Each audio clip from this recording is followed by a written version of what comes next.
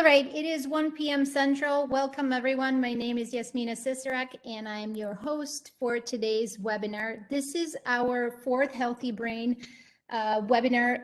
This is our fourth webinar in the Healthy Brain webinar series.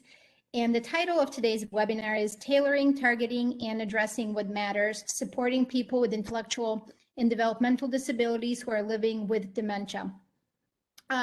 Just a little bit of housekeeping.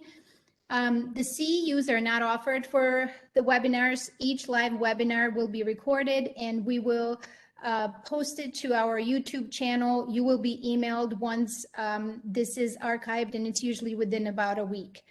As a reminder, Healthy Brain webinar series is presented by the HealthMatters program, and we are located at the Department of Disability and Human Development at the University of Illinois at Chicago, in partnership with National Task Group on Intellectual Disabilities and Dementia Practices. We are funded by the Centers for Disease Control and Prevention, National Center for Chronic Disease Prevention and Health Promotion, also known as the Healthy Brain Initiative. Today, I wanted to introduce Dr. Laura Gitlin. She will be our speaker for today's webinar. Dr. Laura Gitlin is an applied research sociologist and is also the Dean of the College of Nursing and Health Professions at the Drexel University. Dr. Gitlin is nationally and internationally recognized for her research on developing, evaluating, and implementing novel home and community-based interventions that improve quality of life of people with dementia and their family caregivers, enhance daily function of older adults with disability, and address mental health disparities. Welcome, Dr. Gitlin, and I'm going to pass the presentation to you. Wonderful. Thank you so much, Jasmina, and thank you, Dr. Marks and the HealthMatters program for inviting me. And today is just a special day to give this presentation because I'm not sure you're aware that today is World Alzheimer's Day. And this is a day globally where governments, corporations, researchers, advocacy groups come together to advocate for more research, more innovation, and more funding. And in what better area than in thinking through how we can best support people with intellectual and developmental disabilities who are living with dementia. So thank you for being able to present on this special day. So I have quite a lot that I want to accomplish in this talk, and then we'll leave about 15 minutes for questions. Dementia care in general is a rapidly growing area of inquiry, and it is complex and it's multifaceted, and so I'm going to try to do it justice. First, I want to thank my various funding sources because I will be presenting some of the research that they have funded, and I do have a disclosure that I will be talking about a particular program called the Tailored Activity Program, for which myself and all my institutions that I'm affiliated with are entitled to some kind of fee for royalty fees for training in the program. But I want to say that I come to you as a researcher on non-pharmacological approaches to dementia with the goal of improving quality of life. And I'd like to share the research done in this area and see to what extent we can apply best practices from the evidence for people living with IDD and dementia. There's not a lot of work being done and trials being done within the realm of samples, including people with IDD and dementia. And so I'm bringing the lens of our dementia research, and then we'll work together in terms of how to apply it for improving quality of life for people with IDD and dementia. So first, I'd like to give you a sense of what the state of dementia care research is about. And then I would like to review with you 3 interventions that I have constructed with various teams. Because of the many interventions I've been involved with, these 3, I think, have great applicability to improving the quality of life of people living with IDD and dementia.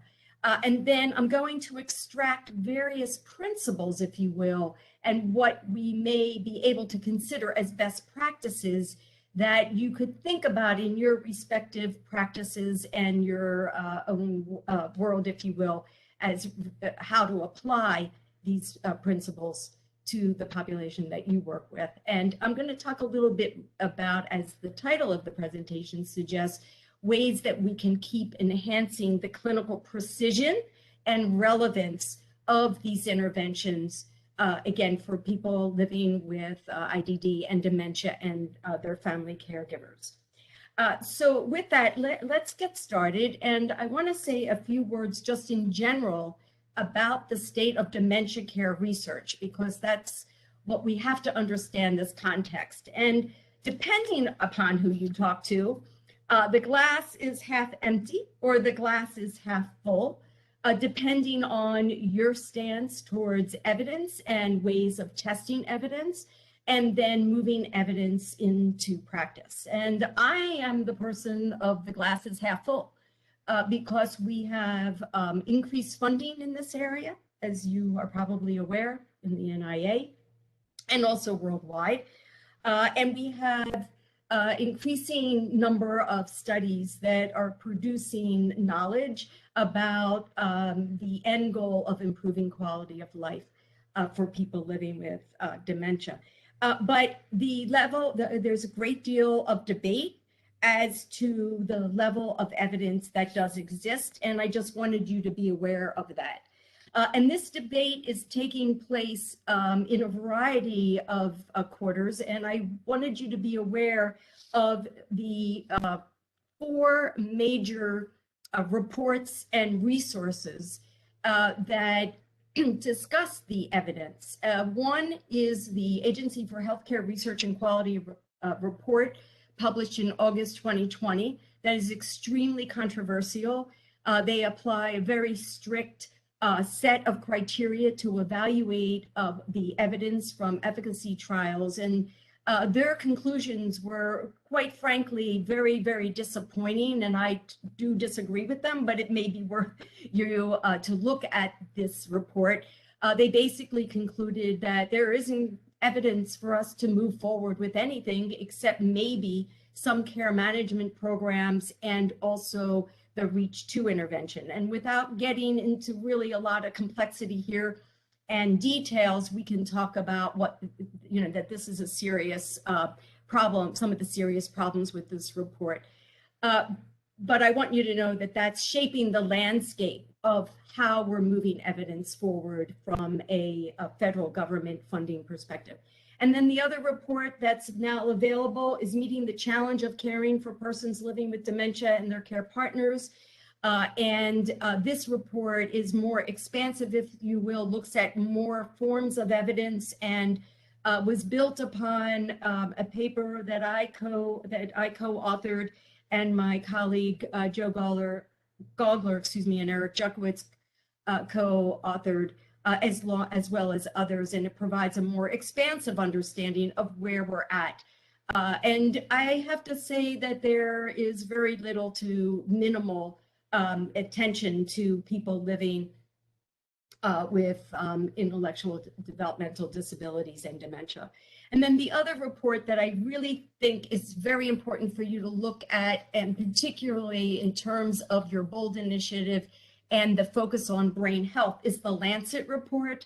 And this involved a group of 30-some investigators, researchers from around the world. I was very honored to be part of the original panel in 2017, and then this revised panel. And what's important about this report is they took a look at promising evidence, signals, and made the recommendation that there are things that we can do right now for prevention. And they've identified 12 factors that are modifiable, that if we addressed prevention, we could reduce the risk of dementia by 40% worldwide. And then they also took a broad view of interventions, and some of them I'm going to be discussing today with you, that can really make a difference. And then I want to alert you to this website called Best Practice Caregiving, which is a collaboration between the Family Caregiver Alliance and Benjamin Rose, in which there is a catalog of, I believe, right now there may be 50 plus interventions for supporting family caregivers. And these interventions have been tested in randomized trials and then have some kind of translational effort. There's some kind of effort of putting them into real practice, and you can click on, it's a web, based data search, and you can look at different kinds of programs and find one that you like and follow it up with the investigators and so forth. So these are really 4 important documents that are shaping how we think about dementia care, and they each have their own interesting summations. And one of the things to get a handle on in this vast body of research, which is really proliferated, and a real emphasis on what works to improve quality of life with people living with dementia. So, the literature is kind of divided with prevention, and then how can we help family caregivers and people living with all different kinds of dementia, including people with IDD. And so there are so many meta-analyses, systematic reviews. We gave in 2015 a summary of a summary of a summary. And at that point, we identified over 200 interventions strictly looking only at caregivers. And since then, that was in 2015, the field has proliferated. But there's some very high level lessons that we can learn. And I just wanted you to understand what the level of evidence and the state of the science is. And then we'll get into things that you can do and programs and so forth. But what this, if I would, at a very high level summarize, we have hundreds of support programs for carers, and they're all very highly effective. But they're highly effective for different kinds of outcomes. So one caregiving support intervention will not address all the issues that carers have. That's very important to understand. So an intervention that can help a carer feel less, or caregiver, formal or informal, family member less distressed, may not have the same benefit for other elements of unmet needs, such as skills for communication, etc. And the evidence for programs for people living with dementia are very inconsistent. Some show that music benefits, and some show that music does not benefit, and some show that different kinds of therapies are beneficial for some people and not for others. And the field is complex because why? Dementia is complex, and people come with a history, whether it's with IDD or other kinds of experiences and backgrounds. And the presentation of dementia is very much influenced by living environments and so forth. So there's a lot more that has to be done in terms of developing programs specifically targeting people living with dementia. But I'm going to share with you two really important studies that have made real impact on quality of life. Most effective programs, whether they're for the caregiver or the person living with dementia, are what we call multi-component. They're not just education. Education alone is not that effective. People don't know what to do with the education, or then they don't know how to apply their understanding. So working with people with dementia and people living with IDD and dementia, the best approach is multi-component, meaning that there's a component that changes the environment. There's a component that is directed at its supporting the person living with dementia. There's a component that addresses the care, whether that be a formal provider or a family member, that it involves support and psychosocial support, that it involves of the caregiver ways to manage to reframe their mood and learn coping skills. So no one program is effective for all desired outcomes and needs, and also multi-component is the best. So that puts a high bar for service providers You're not going to have one and done. And so often you have to look at multiple approaches to address the multiple unmet needs that people living with IDD and dementia and their carers have. And so this is just an important lesson to take away and a thought to think about. If you're a service provider, you run an agency, or you're a researcher, what's going on in the field. Now, one of the things I want to share with you is a way of thinking about making an impact on quality of life of a person living with IDD and dementia and also their carers. And I'm going to get a little, I'm a sociologist, so you're going to bear with me here, and I'm going to have a lot of arrows, but I want to share with you different opportunities to really make a difference. And here on, I don't know if you can see this cursor, but on the first block, if you will, has all the different things that have to be considered about the person themselves. What kind of dementia they have, what disease stage, their physical health, their cognitive functioning, and their preferences and their life experiences. And then what about the caregiver? What's their relationship? What are they struggling with? In what ways does their gender identity, race, ethnicity, culture influence how they care and their care choices? Are they employed or not? That has a lot to do with what their needs are. Where are they in the life course? Are they a caregiver, a family member who's caring for an aging child who's now in their 60s, living with IDD and now dementia, and then they also are caring for an older mother who may or may not have cognitive impairment, and so forth. And then the care setting. Where are we intervening? In a care home, in some kind of assisted living, in the home, in the hospital, in adult day, in other kinds of service settings. And then there are different intervention targets. We can target the caregiver and improve their behavior, their mood, enhance their skills. We can intervene with the person themselves and think about their physical needs, their cognitive needs, their emotional needs, their engagement needs. And we can look at the environment. Is it safe? Is it under or overstimulating? What about wayfinding? What's the noise level, etc.? All of these are what we call targets for intervention. And again, we find that the best approach, and I'll say this multiple times, is maybe targeting all three levels. And then what are the outcomes? So these are outcomes from the evidence from randomized trials that show that we can improve for family caregivers, and less has been done with formal providers in terms of mood, but we can improve the skill level of formal providers. But these are outcomes from interventions that have been shown to be effective when we target the caregiver, the person living with dementia, and or their environment. We can improve their quality of life, their sense of efficacy, their upset, etc. And we can even improve their physical health and reduce their hospitalization. And then what about the person with IDD and dementia? What kinds of outcomes? We can improve their mood, behaviors, quality of life, their engagement, their physical health. Now take a look at this.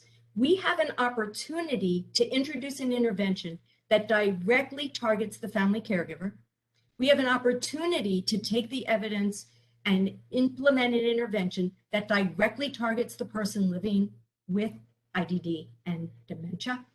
And we also know from emerging research, but we need much more for the person living with IDD and dementia, that if we impact the caregiver, we can improve quality of life of that person, and the other way around.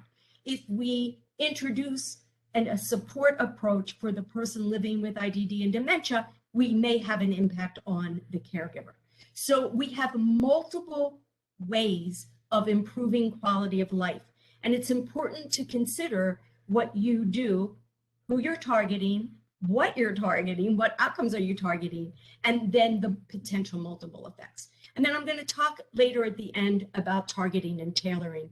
And then we have different ways of delivering our interventions to caregivers, in particular in person, video chat, telephone, online platforms, in our healthcare systems, and in all different settings. So we have lots of opportunities, and a frustration that I have along with the other researchers is that we have tested models in all of these delivery modalities, but they're not reaching real people. So with that in mind, I'd like to now go on and talk about 3 different interventions that I think are relevant to people living with IDD and dementia. And one, and I honestly cannot see any of you, so I don't know if you've ever heard of the DICE approach. But the DICE approach is developed by my colleague, Dr. Helen Kales at UC Davis and Dr. Casas Laiketsos at Hopkins and myself. And it's an approach that's designed to help clinicians and family members manage challenging behavioral and psychological symptoms. And behaviors can be far-reaching, but may include exaggeration of previous behaviors that you may have seen in your clients or people that you're working with who are living with IDD, such as stubbornness or increased aggression or unjustified fears or trouble sleeping. Those are very common behaviors in dementia and also for people living with IDD and dementia. But let me just step back and say, what do we know about behaviors? And this is an evolving field in dementia care in general. And typically we think of behaviors in terms of these 5 clusters: aggression, agitation, apathy, depression, and psychoses. But then there's a whole host of other behaviors that family members will raise and staff will raise as particularly burdensome. And the 3 that I have circled here are those that have been most prevalent and most documented among people living with IDD and dementia: rejection of care, extreme stubbornness, sleep problems, and aggression. And the problem is that these behaviors are bad for everyone. They're bad for the person living with dementia, they're bad for the caregiver, they're bad for society. They're associated with more rapid decline, increased hospitalization. And let me just re-emphasize that if behaviors are not treated, what we see is a worsening of everything. So behaviors tend to be ignored and not known how to be managed, but they're associated with more rapid decline and poor quality of life. And the same with the caregiver: more time providing care, increased agitation on the part of the caregiver, depression and distress, and increased care costs, both for the family member, a living facility, and staff. So they're just bad for everybody. This is another busy slide, and just bear with me because I want you to understand that behaviors occur. We're still trying to get at why behaviors occur, the science of behaviors. But the point here is to suggest that the behaviors, and now I'm talking about in the situation of dementia, represent, they're not premorbid.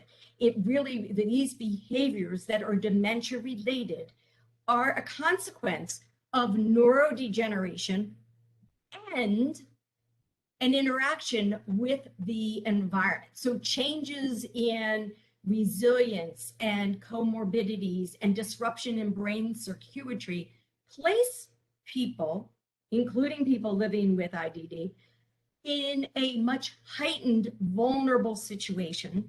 And this often results in a whole range of behavioral symptoms, which I've listed on the other page and have listed here. But what's interesting and important is that we're not going to change the neurodegenerative process at this point. There are no magical pills, no magical pharmacologic solutions, but we can change what we refer to as modifiable factors. Factors that are associated with the person, the caregiver, and the environment. And I won't go through every one of these, but if you read this list, you see that they're all modifiable. They can be addressed. Fatigue can be addressed. Maybe not premorbid personality, of course, that isn't necessarily modifiable, but the emotional state of the carer, the environment, factors in the environment, these are modifiable. But then the question is, what do you do? How do you know what the trigger is? So what happens now is there's a knee-jerk reaction. The person is agitated, give them meds. The person's aggressive, give them meds. The person has repetitive questioning, give them meds. And these meds are typically atypical antipsychotic medications that have been shown to place people at increased risk for mortality and are not effective, period. Now, they are effective under certain circumstances, and they have to do when a person is having a psychotic breakdown and or is at increased risk of harming themselves or others.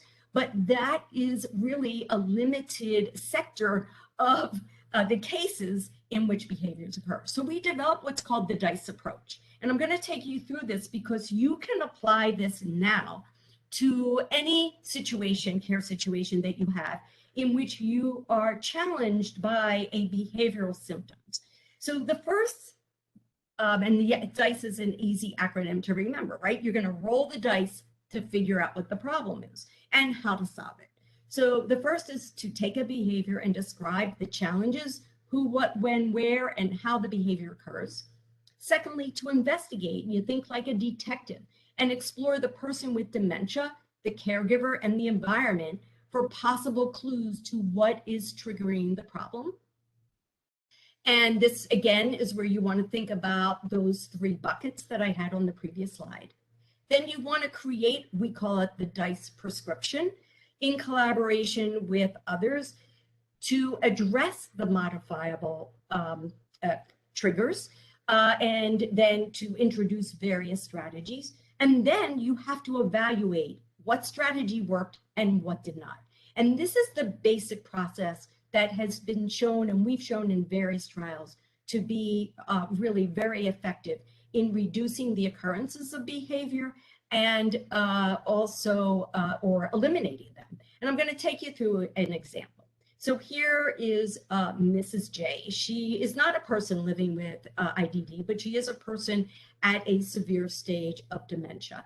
And she is a resident in a facility, and she is leaving. She's trying to leave the facility. She's blocking the door. She's screaming. She's striking out. Any attempts at appeasing her results in an escalation of aggression with any kind of staff intervention. The staff, the caregivers, are worried she might escape. They're concerned about the impression because she's standing at the door with new residents coming in and families. They're worried that she's going to fall, and they're concerned that they're going to be hurt because she's getting aggressive. This is a real case. There's many cases like this, and I would hope that you're thinking of some cases. What's in the environment? Well, we have a very noisy music group. Mrs. J saw the front door when she tried to exit, and she's just surrounded by too many people who she doesn't want to be around. Let's investigate. What's going on with her? Well, first, you have to know that she moved from another part of the building, so she's disoriented. She's very anxious because she doesn't know what she's supposed to do in this new environment. And her meds were increased, which is actually contributing to her anxiety. She has functional and cognitive fluctuations due to Parkinson's, as I said, moderate dementia. She has very poor executive function. She also has, and this is very important in terms of understanding her behaviors, when someone touches her, she has a history of being raped as a teenager, which continues to be a traumatic event for her. Caregivers were taken off guard by her sudden uncooperativeness. They didn't know her well. She had just moved. Their communication style was inappropriate. They were trying to touch her and physically move her. They were also demonstrating a lot of fear and embarrassment, which increased their stress and her stress, and a physical intervention was resulted in her increased aggression. It was too stimulating for her, the environment, and her routine had changed. And then she saw the door. So let's create. Let's rule out medical issues. Let's decrease her anti-anxiety medication to the original dose. Let's avoid antipsychotics, which could worsen her Parkinson's. That was the first choice, that they wanted to give her an antipsychotic. Let's consider ways to decrease her anxiety. Would she appreciate music and benefit, exercise? How about stabilizing her mobility because she's a fall risk? Let's identify less overstimulating activities, Let's teach the staff simple, calm communications. Let's avoid any triggers for her sexual assault and memories of her sexual assault. I think you get the idea. I'm not going to go through all of it. Environment. She's new to the environment. Let's create new routines for her that are not overstimulating. Let's put up signage, such as on the front door, stop, turn around. And now let's evaluate. Her medication was decreased, and that really worked. What approaches did the caregivers try? This is part of evaluation. What did they see worked and what did not? And then the environment. What changes were made in the environment and what issues still remain? And then this is the create stages, the prescription, and the evaluation is to determine what worked or not. And so this is the DICE approach, is a very simple approach that you can provide. It's simple. At the same time, it's not owned by any one discipline. It needs one person to manage all the different questions that have to be asked and to oversee implementation. As you see, there isn't one strategy, right? The create stage, we had a strategy for the resident themselves, the caregiver, and the environment. So the DICE approach, however, can be used very successfully by caregivers themselves, and they learn a particular approach to problem solving. So that's one intervention. Now I'd like to go on and share another intervention that, again, has important elements that you can pick up. And this intervention is called COPE. I developed it with nurse and occupational therapy colleagues, and it's now being used in multiple states, as you can see here, and throughout the state of, the country of Australia has picked this up. We're very excited that Connecticut will be rolling out the COPE program in their Medicaid waiver programs in the next year, and that Trinity Healthcare System is now integrating the COPE program in 10 to 12 of their PACE programs. And this program involves both a nurse and an OT, and they work with the care managers of these programs, but then directly with the family member and also the person themselves. And there's a variety of steps that I will walk you through. But this program is really designed for people living with dementia who are at home, who have a functional dependence, possibly a functional dependence that's over and above 3 morbid levels. The caregiver is distressed, and also there may be behavioral symptoms. And its goal is to reduce functional disability, prevent or manage behavioral symptoms, and improve caregiver well-being. And COPE involves up to 12 sessions in 3 phases. And these phases I want you to pay attention to, because this is one of the best practices that I'm going to return to. There's always an assessment phase of what are the needs of the person, the caregiver, and what's going on in the environment, okay? There's always, this approach is always about a strength-based approach. It's not about what the person cannot do. It's about understanding their cognitive issues, but also what can they do. And it's caregiver-centric. It's about what does the caregiver identify as most important for them that they're challenged by and they're struggling with. And then the OT takes assessments, as well as the nurse, who looks at a whole range of clinical indicators, taking blood and urine from the person living with dementia to rule out underlying disease, infections that haven't been detected, and also working with the caregiver to help them understand medical management. How do you know the person has proper nutrition? How do you know the person is hydrated? We have many cases in which families withhold liquid because the person is incontinent, and that doesn't really help the matter, because they end up in the ER for dehydration. And then we have what we call an implementation phase, using not exactly the DICE approach, but a similar approach, where we look at care challenges and problem solve and brainstorm, and we create a COPE prescription, and we provide concrete strategies and also activity for the person living with dementia that has meaning. And then we have what's called a generalization phase, where we evaluate what worked, what did not, and we also think about what strategies would be important for the person and the caregiver with disease progression.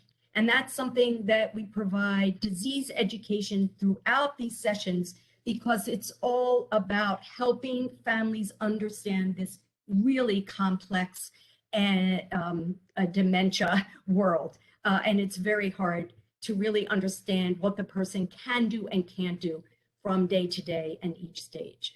So the COPE nurse sec piece is very important because I don't think I'm including the data here, but I can tell you that in separate randomized trials, we have found close to 40% of the people living with dementia who we do take blood and urine, and these are people that have primary care doctors, are living with an underlying infection that needs treatment. And over 95% of those cases, we've informed their physician, and their physician has had to treat it. So understanding some of the medical contributions to behaviors and functional decline is always something that's very, very important. And families are left on their own. They are never told, how do you know a person has pain? How can you read pain in someone with severe dementia?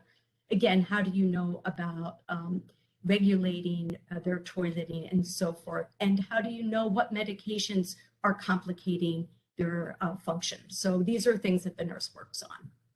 Whoops, sorry, I'm going backwards. And then this is an example of a COPE prescription, and I'd be happy to share some of these with you, but this is what we fill out: why the problem, what's the situation, why the problem occurs, how to communicate effectively, really tailored to the situation, very specific strategies for the family. And just to give you an idea, what do caregivers consider to be problematic? Well, in the Connecticut trial with Dr. Rick Fortinsky, we find that caregivers can work on up to 3 problem behaviors within a 3-month period, and that seems to be a saturation point. And that of 409 problem areas or challenges, you can see the breakdown. They want to talk about daily activities. They want to, third want to deal with all different kinds of behaviors. Close to 14% want to talk about activity engagement, and a third want to talk about caregiver concerns, taking care of themselves. How do you coordinate? How do you talk to other family members who don't understand the situation? How do you manage your own upset? How do you juggle employment, etc.? And from our approach, we see that we can reduce the problems that carers have, the care challenges, by 75%, and 21% of the problems were eliminated. So we have an effective approach to make life easier. And overall, without getting into much detail of all the data, these are just some of the big outcomes we found for two COPE trials and 3 COPE trials, including Australia, and several more forthcoming. We show less caregiver upset, improved caregiver well-being, improved caregiver confidence. As I showed you, a reduction in problem areas. We also have data to show a reduction in physical dependence of the person living with dementia, and we enhance their activity engagement and improve their quality of life. And we have a new paper that has just been accepted for publication in Innovation in Aging. Laura Pizzi is the primary author, that shows health system cost savings such that the Medicare waiver, the Medicaid waiver community-based programs in Connecticut are now integrating the COPE approach, making it a reimbursable service within community-based programs. So we're very excited about that. Finally, and I'm going to go fast here, so we have time for questions, I want to introduce you to the Tailored Activity Program. I'm very excited about this program because Engaging in activity is so important. It's a lifelong need to be engaged and to have meaning in one's life through activity. And this program, I think, is very amenable for use specifically for people living with IDD and dementia. It uses activities tailored to abilities and interests and instructs carers, whether they be formal providers or the family member, to use the activity along with disease education. This program is local and global. We're in about 10 different countries. We're very excited about that. We're easily able to implement this throughout Australia and Hong Kong and other countries, more so than ours, but that's a different story. TAP has been tested in hospitals. It's been modified for hospitals. It was originally designed in the home. It's been used in adult day services and in residential facilities, so it's very flexible. But I just want to say again, I already said why activity, but it's so important, and families and people themselves will say the lack of activity and boredom is what's most problematic to them. And having a sense of purpose and connectivity is just critical. And this is true throughout the life of a person living with dementia, regardless of stage. And there is qualitative research showing that. Phase 1, assess the person with dementia, just like in COPE, abilities, and also what sensory and physical function and executive functional areas are challenging for the person. Assess the caregiver. What are they willing to try? Are they available? Are they working? What do they accept or not accept? Do they care for other people in the house that will make using activity challenging? Assess the environment, its lighting, its seating, etc. And then, based on cognitive function, come up with activities that must reflect intrinsic interest on the part of the individual, and then modified to fit their stage of cognitive ability. And then we instruct caregivers in the use of the activity, and then we help them learn how to de-stress, as well as help them learn how to use those strategies, just like the COPE approach, to generalize to future declines. How do you take an activity they're able to do today, but in 1 year, they may have some other kinds of declines, and you need to change the activity. And we train everybody in that approach. And again, we have great data. We have many trials in different countries, and in the United States, we have a couple of papers coming out very shortly. We show more time for themselves when they have upfront time introducing activities, but more time for themselves in the long run, improve caregiver well-being and confidence. For the person themselves living with dementia, reduce behavioral symptoms, reduced excess disability, and we also have fewer health events and health system costs. And this is a paper currently under review where we show close to a 50% improvement in the number of health-related events in people who receive TAP in terms of deaths, hospitalizations, and other kinds of events. And it's 64% improvement in the number of hospitalizations in caregivers who received TAP and participated in TAP. And we can design activities for anybody at any stage of cognitive ability. And I will leave it up to you to guess what these occupations were and what these people did previously, because that's what's of interest here to them, working with letters, a librarian, a carpenter, and someone who really loved card games. So we can design an activity for someone with a cognitive status on a mini mental status score of 0, or obviously higher. So I want to conclude by saying, what can you take away from these interventions that you can think about and use in practice? And obviously, we have to keep evaluating, because people living with IDD and dementia will have special needs that will be different from people living just with dementia, FTD, or Alzheimer's, etc. But what I showed you, these 3 interventions, DICE, COPE, TAP, they're strength-based. They're all based on what the person can do, and it builds on their strengths. It's not just like, hey, listen, they don't have any memory anymore, or they can't attend to tasks. That's what our neurological tests do, and it leaves us with no place to go. Also, they use the environment as a therapeutic modality. They optimize the physical and social environments, and they're sensitive to preferences and values of all people. And the goal here is supporting quality of life. We are not going to change we don't know if we're going to change the course of dementia. We know if we treat behaviors, we can change the course of dementia. But what I mean by this is we're not going to eliminate the dementia, but we can prevent excess disability and maintain function for longer periods of time.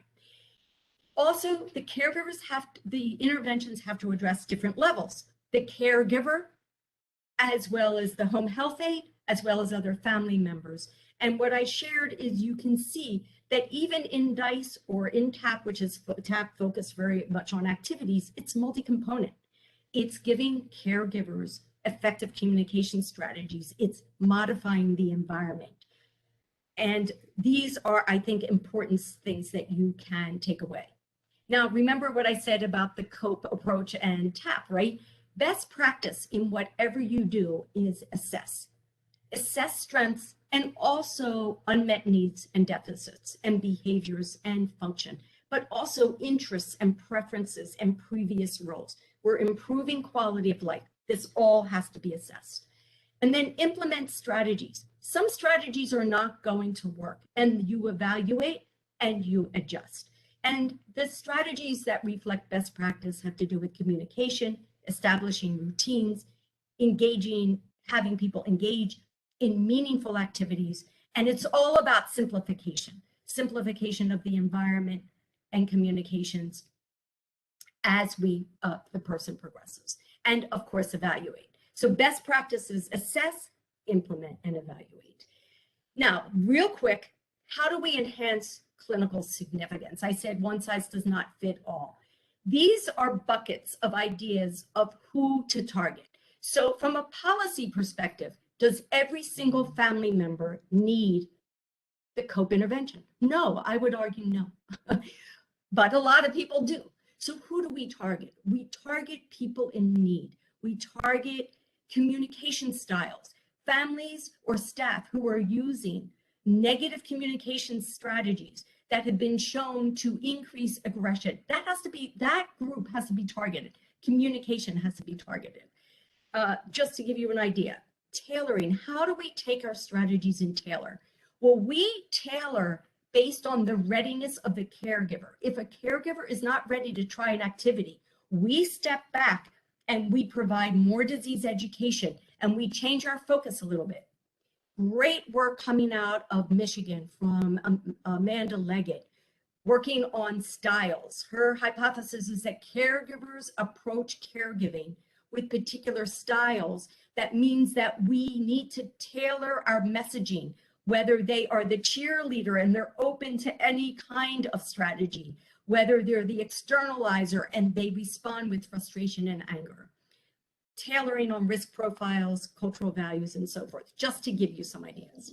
So to conclude, you have to adapt the evidence that we now have for people with IDD and dementia. There's very few. I found 2 trials specifically enrolling people with IDD and dementia, but I do believe what I shared with you is highly relevant to this population.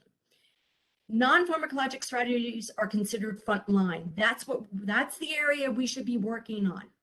There, I would say, many ways to many. One size will not fit all. So there's no magic pill. Don't expect one magic pill. And we have to be problem solvers. A lot of considerations as to what works includes the disease trajectory, the etiology, the life course, etc. As I said, there's evidence for multi-component approaches. The best for intervening at the environment, the person, the caregiver, and in different ways. We're introducing activity, stress reduction, and we have to adapt principles for intervening. Our interventions to improve quality of life have to be centered on the person and what their needs are.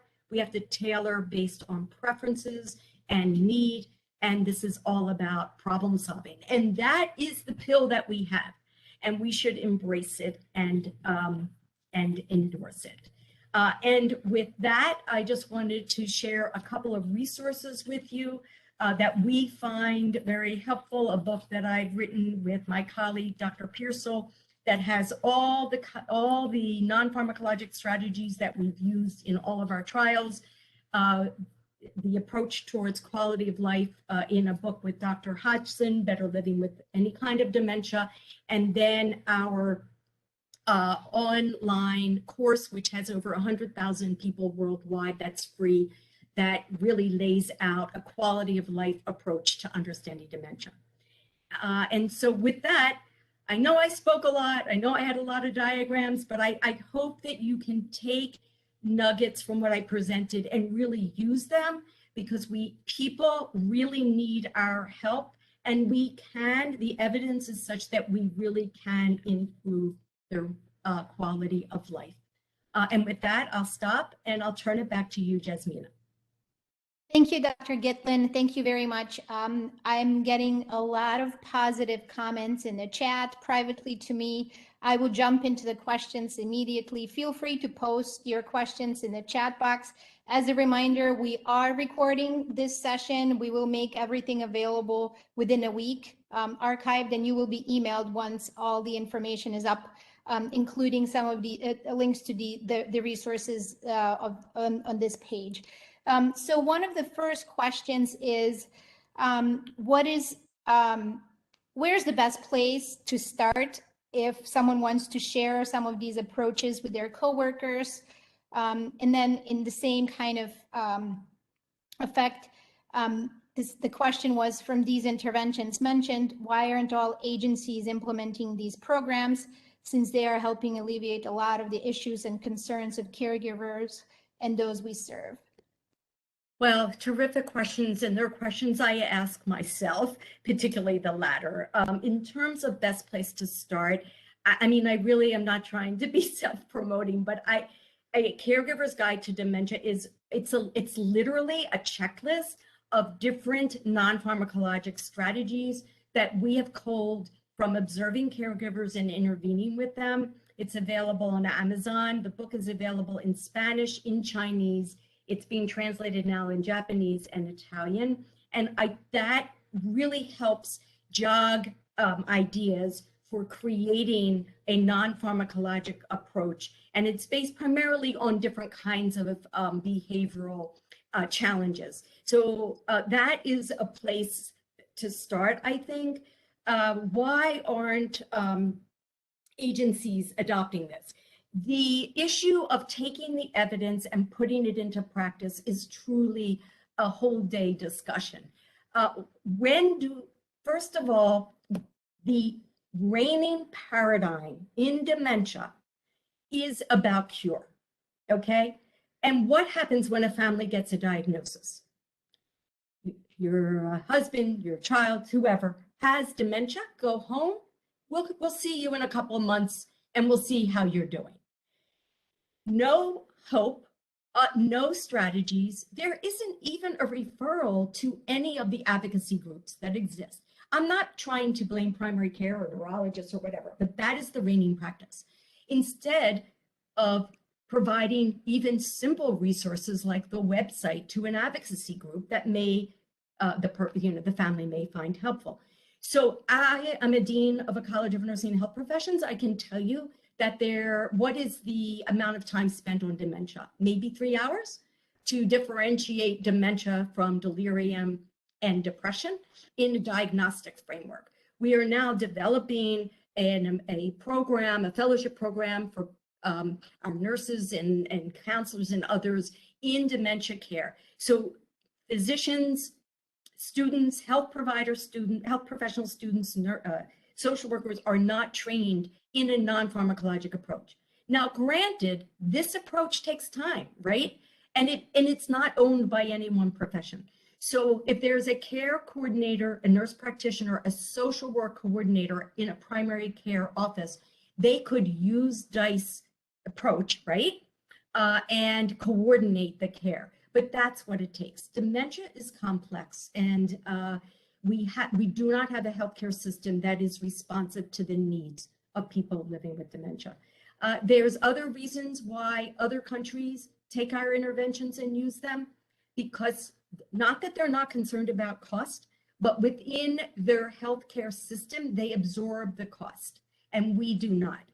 Pay for, fee for service approaches don't really work well for dementia care. That's why PACE, as an all-inclusive approach, they're able to absorb this in our TAP in hospitals. We're able to absorb the use of this as a therapeutic modality. So the question is the right question. It's something we're all struggling as a community to address.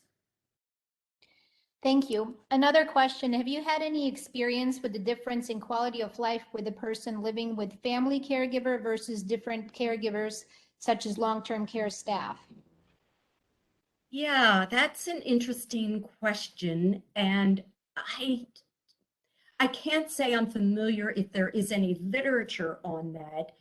I think that the decision for living, a living environment, a care facility, is really one based on multiple factors: the needs of the person, psychologically, emotionally, physically, and what the family can do, and where they're at in their own life course, and what the expectations are on them to provide care. So I don't think it may, I think that I actually don't think there's an answer to that question. I think it's highly individualized and has to be evaluated where the best quality of life is vis-a-vis what's available resource-wise, living environment-wise, what the needs are of the person as well as the family.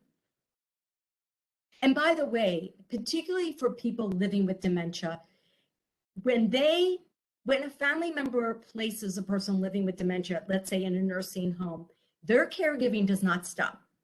So if there's a lot of heavy physical care needs, complex medication regimens, maybe that becomes a little simpler. On the other hand, often families are in the forefront of organizing that care to assure quality of life. So a residential living arrangement does not mean that families don't have a lot of responsibilities and decision making. Do you have any suggestions for funding to implement DICE, COPE, and or TAP? Yeah, let me just say that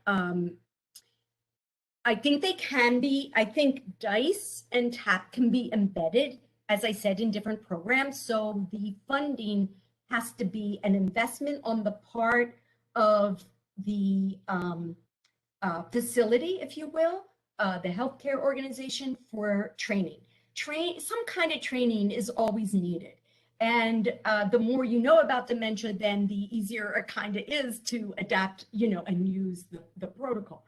So, TAP can be used in a hospital environment, long-term. When I say that, I don't mean acute care as much as like inpatient psychiatric care, for example. It can be used in assisted living and nursing homes. And now it can be adapted and used and embedded in the PACE programs, just like COPE is now going to be embedded in a structure of a closed payment model, such as the Medicaid and community-based care, as well as Trinity's healthcare PACE systems. I mean, we want to see all PACE programs after our trial pick it up.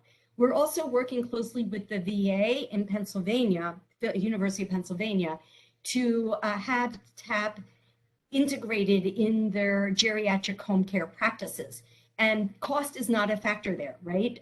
So a referral is made because of different kinds of criteria, and so TAP is implemented within that. We're still struggling. One of the interventions I didn't talk about was skills to care, which I developed with colleagues at Jefferson, and they in turn worked with an agency to adapt skills to care for people living with IDD and staff.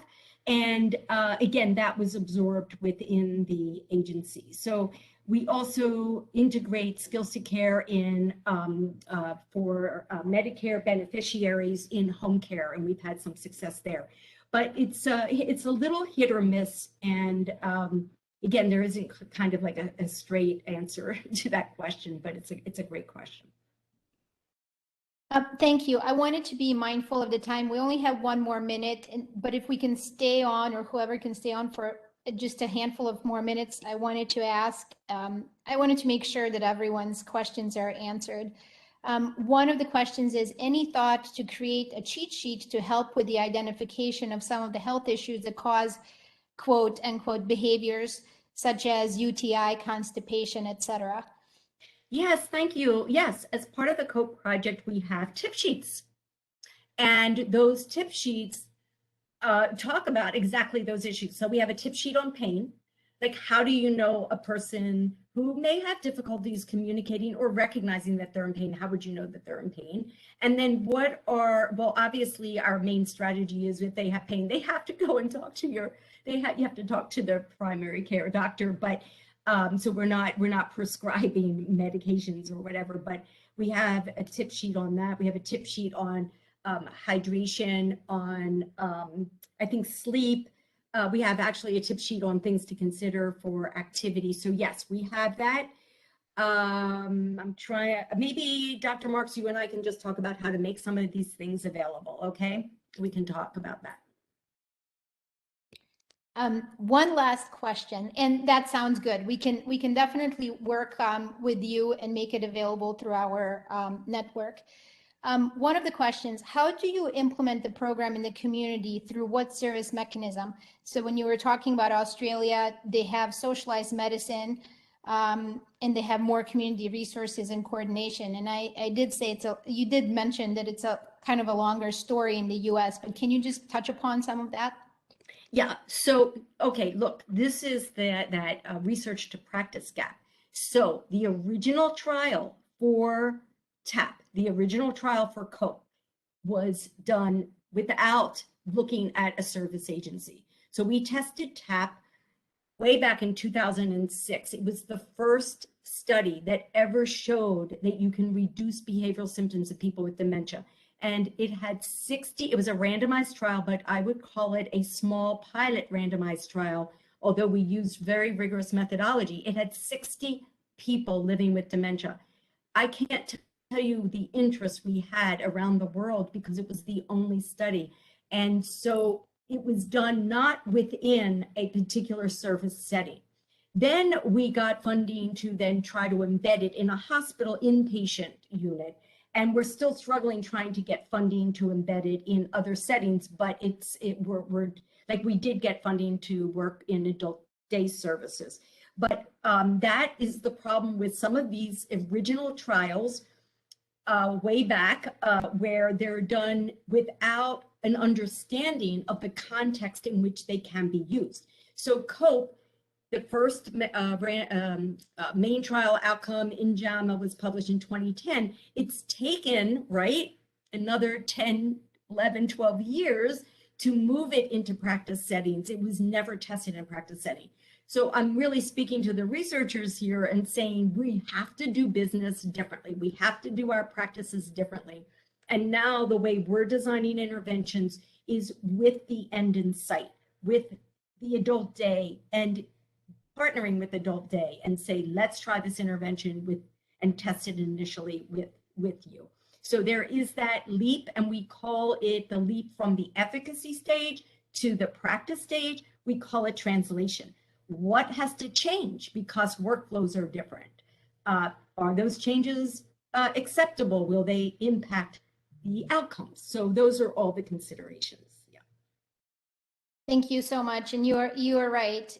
To translate anything or reach to the ground where people can actually use it and apply it, in at least in our field with HealthMatters program, it's taken almost 20 years. So yeah, I agree with you. Yeah, and I map out each of my interventions, and yes, some of them fit the 17 plus IOM, statement that's how long it takes. But honestly, that's very, optimistic, because if you really think from idea inception. And what are we talking about implementation? An agency here, an agency there. We're not talking about a change in the system of healthcare where reimbursement is not the issue and everybody has opportunity and access to the best evidence. On that note, we can start another presentation on just that subject. I really thank you for this terrific presentation. I'm getting a lot of really positive comments. We will continue to chat with Dr. Gitlin, and hopefully the goal is for the next several years to really be able to take some of these wonderful programs that are already there and be able to bring it to our community of people with intellectual and developmental disabilities and the caregivers in the communities that we support. Thank you again. Lots of great information. Feel free to sign off. We're at time or past the time. Have a great rest of the day, and we will chat soon. Yeah, thank you. Thank you, everybody.